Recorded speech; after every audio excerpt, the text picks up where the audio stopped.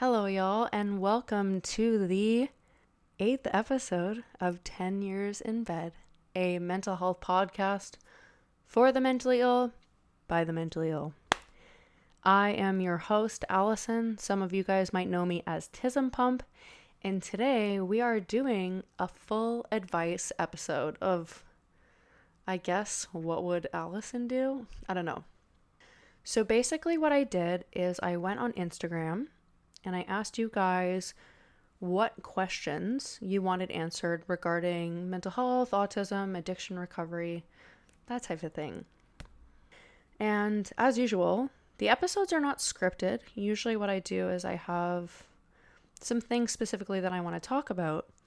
And I thought about preparing answers to these questions, but I kind of wanted it to come off, I don't know, I didn't want to prepare. I just wanted to kind of go with the flow and answer things very honestly and see what comes up. And I'm going to answer them to the best of my ability based on my personal experiences, based on knowledge, based on research that I've done. And we'll kind of go from there, and hopefully you can get something beneficial from this episode. Okay, so the first question is, how do you still show up on bad mental health days? A great question. I've talked about this before, and for me specifically, what I need to do is there is a very small line that I have to kind of identify where I'm at, where it's like, do I have the ability to push through this, or do I have to take care of myself? There are things that I do to show up for myself on bad mental health days, and it's all about habit stacking. I read a book. It's called The Power of Habit by Charles Duhigg. Basically, it's a book about habit formation, and they kind of have, I guess, the author kind of has a hypothesis, and then he uses studies and data sets to prove his point. One of the big things that I've found personally to be beneficial is showing up for myself in ways that are very small to lots of other people who happen to be neurotypical or who happen to not have mental health issues in the same and have a brain that works the way that I do. And it's by doing very small things to show yourself love. For me, that journey began with making my bed. I've talked about it before on here. Making my bed every single day was a very small but huge act of self-love. And I started doing that every single day about a year and a half ago, and it was honestly a really hugely transformative thing. And in the past few months, I've been very depressed, and I've been spending a lot of time in bed still. And one of the habits that I've still carried through this entire time is making my bed. And even if that means that I've spent the entire day in bed, I will get out of bed, make it, and then get back in bed. I think there's also value in recognizing the fact that you're still here for a reason. If you truly did not want to be here, and I say this as somebody who has attempted suicide many, many, many times, I'm still here for a reason, and you're still here for a reason. And we're here because even if it's a very small portion of ourselves, we want to be here. Discipline is very important. It's something that for me has kept me alive until this point, also stubbornness. But one thing is that with bodybuilding, it's taught me how to be so disciplined, and it's translated into all other areas of my life, especially with people like us who are mentally ill. The motivation is rarely there. And there are so many things that we have to overcome and that get in the way that make it really hard for us to just do regular day-to-day tasks. Start proving to yourself by showing yourself small little acts of self-love. You start to learn how to trust yourself. And with those small little acts, you start to feel better. You start to feel as though you're capable of doing things that are a little bit harder. And with something small like making your bed, knowing that you've performed one task, at least for me, has the tendency to alleviate a lot of anxiety. I think at the end of the day, you have to really want to become better and get better and progress as a human being. How I still show up for myself on bad mental health days is I still go to the gym, I still make my bed, I still cook, and I still somehow feed myself, even when I'm super depressed, even when I'm super dysregulated, even when I feel suicidal. Sometimes you just have to learn discipline, and it's something that's really hard, but you're still here for a reason, and that means you want to be here. So you have to figure out your own ways to push through things, and you need to figure out what works best for you. I don't know if that's good. I don't know if that was a good portion of advice. I'm so sorry. The thing is that sometimes you just can't fucking show up on bad mental health days. Sometimes the win is just staying alive. Sometimes you also have to celebrate something like that, because navigating life as someone who's mentally ill is fucking challenging. It is really fucking hard.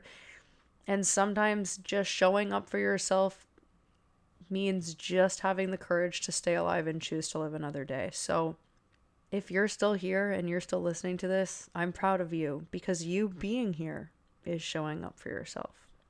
The next question we have is navigating ADHD and autism as an undiagnosed person who will probably never get one.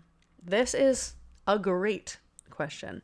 There is not a lot of help out there for people who are autistic adults and for people who have ADHD, other than something that's like relatively privatized, or paying for a therapist, paying for, a psychiatrist. When it comes to psychiatrists, though, my personal experience within the Canadian healthcare system is it has been around 17 years since I've tried to get a psychiatrist, and I've never found help with it. The only reason why I personally was able to get an ADHD diagnosis is because I was in rehab in a mental hospital. And the only reason why I was able to get an autism diagnosis is because I saw a specialist when I was living in Mexico. I think at the end of the day, if you are able to identify that these are things that you're struggling with, so if you're able to identify the fact that you believe that you are ADHD and you believe that you are autistic, then that's all that you need. To be honest, I used to have a problem with self-diagnosing. This was years ago, mind you, but this was before I kind of knew anything about anything. But it's really fucking hard to get a diagnosis for things. So I think the fact that you have the self-awareness to be able to understand and identify that these are problems that you have, or these are diagnoses that you have, is a huge win. And even if you are diagnosed, people will still constantly invalidate you. I think that the beauty of understanding and being able to identify that you have these issues is it's really hard to solve a problem when you can't identify it. And the thing that's great about the world that we live in is there is so much access to information available online. It's a beautiful thing. Navigating something like that is the exact same as navigating it as someone who is diagnosed. I understand that there is validation that does come from a diagnosis. That being said, I believe that the DSM-5 questionnaires for autism and for ADHD are available online for free. And that's what doctors use for the most part to evaluate, to my knowledge, It's like one of the steps that they take to evaluate if you have mental health issues, or if you are, autistic, if you do have ADHD. So for you, it lies in the validation aspect, which is completely valid. Then take those tests. If it's something that you believe to be true, fuck yeah. Like, I think that at the end of the day, you need to do research to understand your conditions and figure out ways that you personally can cope with things, because everybody who has ADHD and everybody who has autism, we're all very different. There are some things that we do have in common, but if you have heard the saying, you've met one autistic person, it means that you've met one autistic person. We're all very different. Being able to identify that you are autistic and you are ADHD is a huge first step.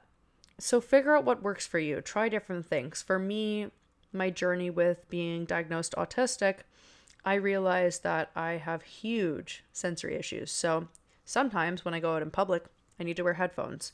I realized that I am sometimes tactile and I have the tendency to tick or need kind of to expel energy and stim. So I got stim toys. I also realized that for me, as someone who's autistic, I can't wear a bra. So for the most part, I don't wear a bra. When I go to the gym, I arrive, I put my bra on, I train, I take my bra off, and I leave. It's about understanding and identifying what parts of you are autistic, what parts of you are ADHD, and then how to navigate those specific things. You have to try a lot of different things because different things work for different people. But if I were you, I would do a little bit of research on both things and try different things out. See what works for you, see what doesn't. Try to identify different triggers that you have and then try different solutions to those triggers. Can tics be a part of being autistic, or does it have to be Tourette's? This is a great question, and I'm not really sure how to answer it because I developed tics around 6 months ago. Honestly, it's really challenging, and it's something that I've been told when you're autistic, tics are not tics, they're just stims. But when I tic, it's very involuntary. I make kind of one noise where I go, ah, and I head jerk. And you can't really tell, but I'm doing it on camera if you're watching it on YouTube. If you're listening on Spotify or Apple Podcasts, I have the tendency when I tic to head jerk, to eye roll, to have an auditory kind of stim or a tic. I refer to them as tics because they, for me, are involuntary. I don't know, it's hard to navigate because I'm wondering, and maybe you're wondering as well, do I have Tourette's or am I just autistic? Does this fall under the autism category? And I don't have a perfect answer for you. All I know is I'm trying to figure out how to manage them, and it's really fucking challenging. I don't think that question was very much advice related. It was more kind of just like a statement. So let me do some research and then I will get back to you, Val. How do I deal with my low lows? How do you pull yourself out of depression? That is a really, really good question. I have the tendency sometimes when I'm experiencing really, really lows, whether it's related to BPD, depression, or kind of like an autistic meltdown, I get to this point where sometimes I go nonverbal, and I believe that within the autistic community, it's called selective mutism. I just refer to it as nonverbal. Reason being is because a lot of people have the capacity to kind of understand that and conceptualize it a lot better. And they ask a lot less questions, and it's hard to answer questions when you are nonverbal. The way that I have the tendency to pull myself out of depression and dealing with really, really low lows is I have to reset my nervous system. That looks different depending on, I guess, the severity of the scenario. So sometimes when I'm dysregulated, I have to pull myself out of the situation. So if I'm at the gym and I'm dysregulated and there's a lot of noise and I'm overstimulated and I'm feeling really low, I will take myself out of that situation and I will leave. I will remove myself from conversations with people. I will put my phone on the side. Sometimes what I do is when I'm feeling overstimulated, overwhelmed, and anxious, I will ice my vagus nerve and I'll place like an ice block or like frozen turkey or something frozen on my chest. The biggest thing that I do when I'm dealing with my very low lows, and we're talking about an extreme meltdown, an extreme BPD, low, or feeling very depressed and very suicidal, is sometimes there's only one way that I can regulate my nervous system. Because when you are feeling dysregulated and you're in fight or flight, sometimes the way to expel energy is by doing it physically, whether that's through breath work or through going for a walk or going to the gym, lifting weights. And sometimes that just doesn't work for me. And when I am experiencing really, really low lows, what I do is I try to just nap. Sometimes I sometimes joke about it as like microdosing suicide, but sometimes you just need to reset your nervous system. And for me, the way that I do that is through sleep. Okay, so here's the next one. In 2020, I was in a fire that was accidentally self-inflicted, and it put me in a medically induced coma for a month.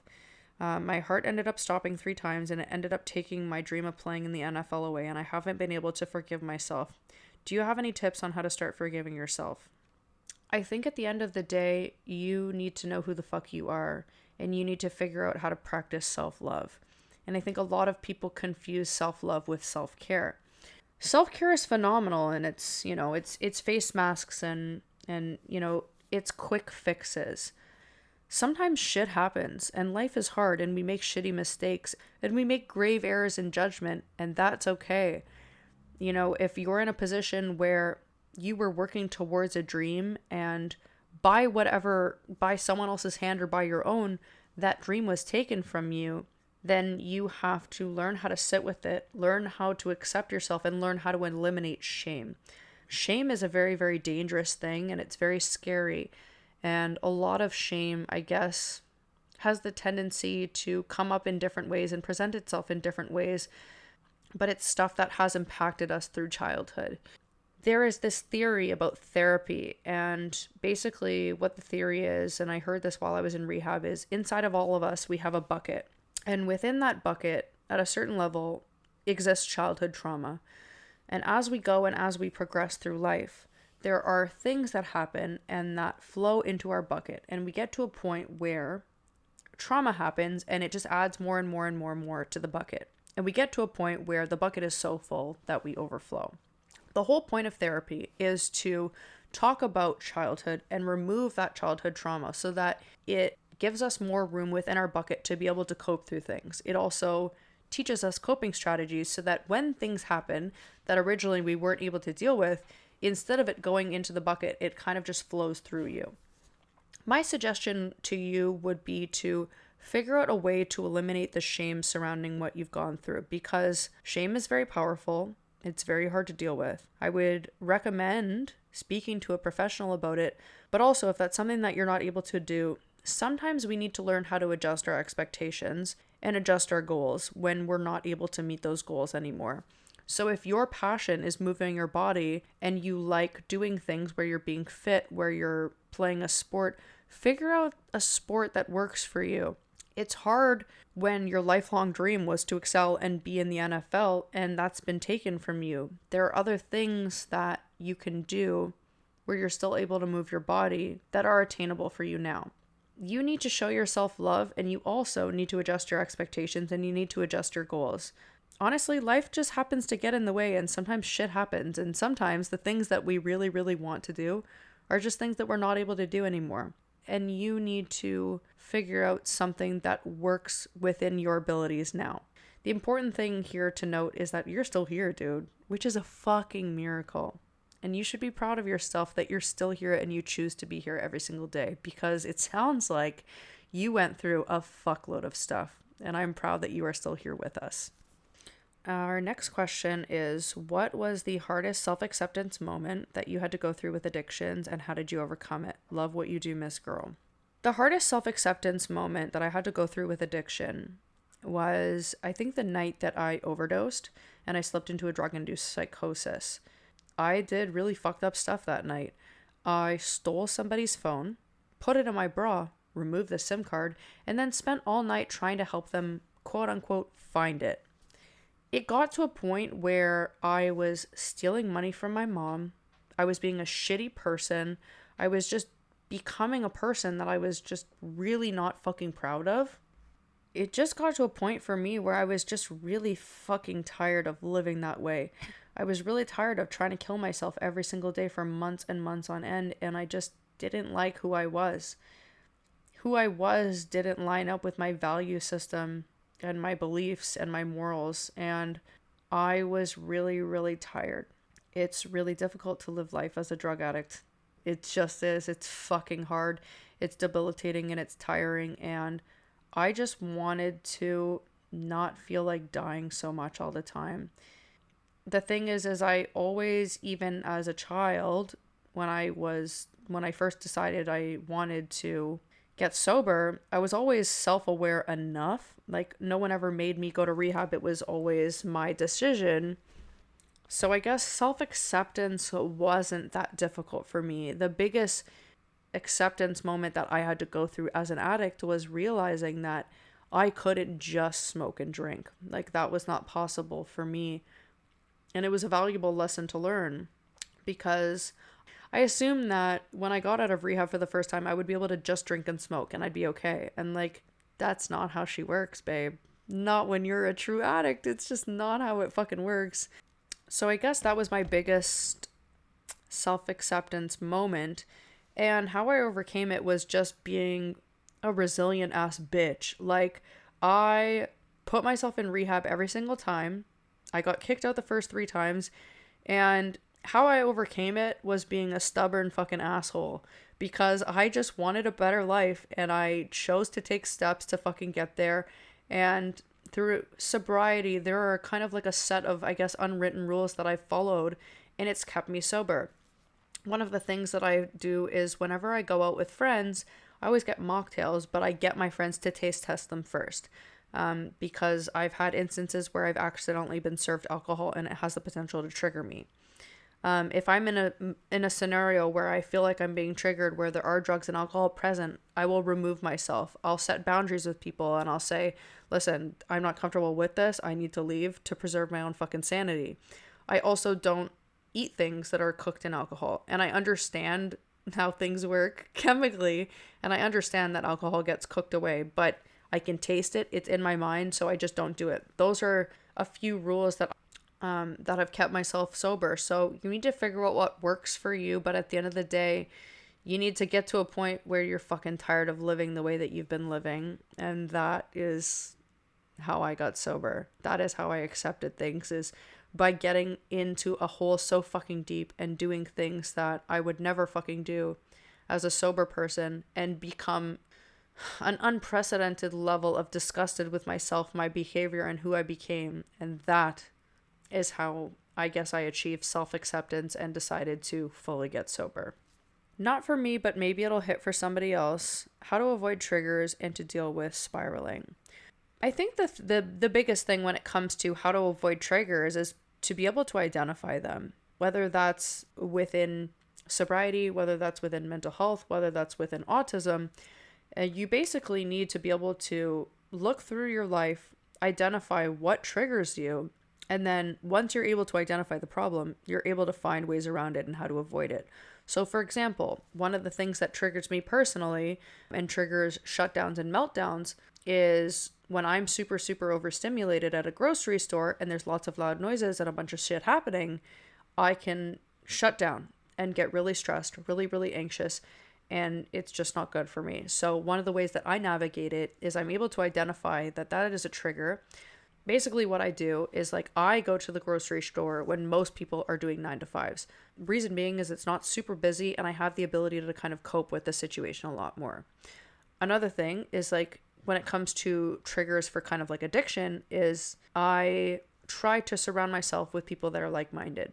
As time has gone on and progressed, I thought that I had the ability to be friends with somebody who kind of had a past like I did and who is an addict and an alcoholic. And I figured out, I guess through trial and error, that for me, it was super, super triggering to have somebody in my life who was kind of still stuck in the throes of addiction and alcoholism. And it was a really big battle for me because it was someone that I loved so dearly.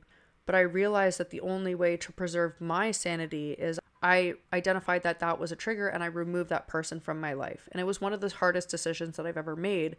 That being said, sometimes you need to prioritize yourself over other people to preserve your sanity and to protect your peace.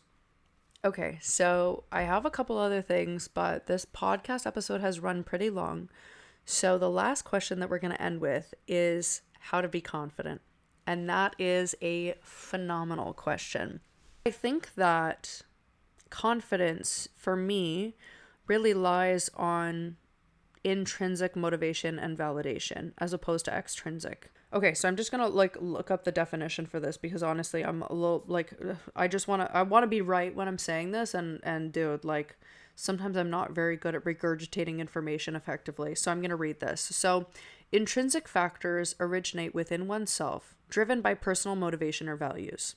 Extrinsic factors, on the other hand, come from external sources and influencing behavior through rewards or consequences. So I think that a lot of people, and it's interesting because I'm very active on social media, but I'm really not a fan of it personally, just because there is a lot of extrinsic motivation that comes from social media and through putting yourself online. I think the thing is that you need to identify how you're seeking validation. And if you're seeking validation extrinsically, then you need to shift that around. The biggest way I think that I've found to be confident in myself is it has nothing to do with how I look. I mean, there is a little bit of confidence, I suppose, that comes from bodybuilding, that comes from building a beautiful body, having and being a little bit leaner, having more muscle mass and less fat. That being said, the reason why I am confident, and like, I'm not confident always, but when it comes to how I look, if you take a look at my content, a lot of the time I will film myself without makeup from unattractive angles. And I think the reason why I'm doing that is I challenge myself with my biggest insecurity, which is my fucking double chin. I challenge myself to be authentically myself online because I want to show other people that it's okay and that people have imperfections. I think that confidence lies from within, and I saw this online. It comes from having an undeniable stack of proof of you are who the fuck you say you are. And one of the ways, I guess, that I have become really, really confident is through discipline. It's through showing up for myself, showing myself love, and having a stack of proof that says I am who the fuck I think I am. And one of the biggest ways that I've been able to do that is by following through with my goals. And that intrinsic reward is like unlike anything else that I've ever experienced, because I've spent my whole life being a very driven person, but because of factors, such as being, disabled, having an invisible disability and being autistic, having mental health issues, I have always been driven, and I've always known that I had the potential to be successful and do well in life, but my actions would never line up with my goals. And one of the ways that I've become really, really confident is by having a very clear set of goals and then actioning them on a daily basis and proving to myself that I have the capacity to be who the fuck I want to be, and I am who the fuck I say that I am. And one of the things is like, I am unapologetically myself. I've spent a lot of my life as an autistic person masking, and understanding what masking is, understanding that I am autistic and being diagnosed, I have come to a point where, and to be fair, I've always been very, very unfiltered, and I've lived my life that way, and I try not to filter myself and censor myself. But learning to unmask has been a very interesting, kind of difficult thing for me as someone who has not known that they're autistic for my entire life, basically. For me, I unmask and I surround myself with people that are okay with me being authentically myself, because the people that I surround myself are a reflection of who I am as a human being. So I think that if you wanted to be confident, and if you're searching for ways to be confident, a big form of that is self-acceptance. Figure out who the fuck you are, figure out who you want to be, figure out what your goals are, and take little steps every single day and action those goals every single day, because that's going to get you to a point where you love yourself enough to show up for yourself, and that is going to create confidence. People come and go, whether it's family members, whether it's people that you're in platonic relationships, friendships, romantic relationships. People come and go, but the only constant in your life is you. So you need to work on the relationship with yourself, and that's how you become confident. This was a long ass episode, you guys. Holy shit. I hope that you guys gained some value from this. I hope that it was a little bit valuable. If you are watching on YouTube, if you could hit that subscribe button, if you could hit that like button, and if you could comment below and let me know something that you liked about the episode. If you hated it, why? Let me know. If you are listening on Apple Podcasts or on Spotify, if you could give me a 5-star rating, I would really appreciate it. It takes like 20 seconds. Just tap the 3 dots, scroll down, leave a rating, because it helps the podcast get to other people. And that's the goal here, is to try, I guess, to help some people, I suppose. If you would like to reach out to me, you can hit me up on Instagram, TikTok, or YouTube at TismPump, TismPump. And the 10 Years in Bed actually has an Instagram account, so you can reach me on there as well. The Instagram is just spelled exactly how it sounds, Miss Girl. It is 10 Years in Bed. If you got to the end of this episode, thank you so much for listening. I really appreciate all the love and support. I appreciate your patience as well, because I understand that I took a couple weeks off. Yeah, I think that's it. That is the 8th episode of 10 Years in Bed. I hope everybody has a phenomenal night. I hope that you guys gained something from this episode. And that's it. Thank you guys so much. And I don't know. Slay.